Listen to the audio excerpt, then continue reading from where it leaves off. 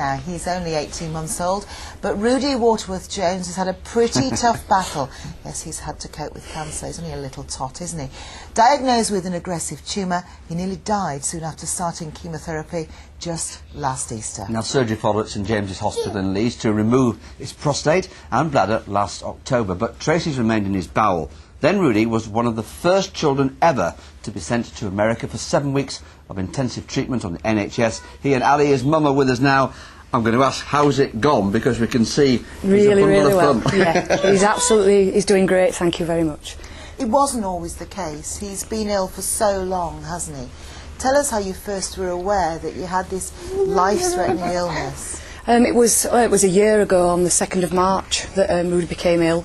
From there, everything moved really fast. And unfortunately, the 26th of March, he was diagnosed with rhabdomyosarcoma cancer on his prostate and prostate and bladder.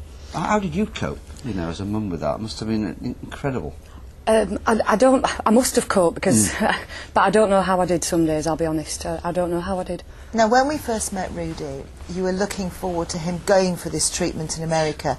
Yes. But we can see here how poorly he was. He's not the little live wire. He was subdued and he'd lost his hair, even his little eyebrows had gone.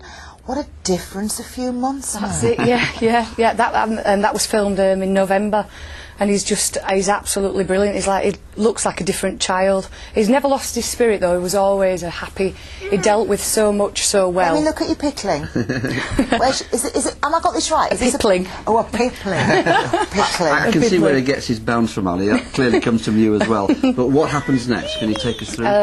Well, he's actually got an operation tomorrow to take out his central line, which was giving him his chemotherapy. Is that a really difficult operation? I don't believe so. I believe it's something that that they do, you know, on a regular occurrence when children and adults have cancer. They have to have a central line, and then every 3 months Ruddi will have to have a scan to make sure that everything's, you know, not there. He is in remission. The one thing you've got a quick appeal for is that you would like every hospital in this country to have the same equipment as you had in America. Absolutely, yeah. Leeds needs a proton machine. Every child needs proton therapy, really do.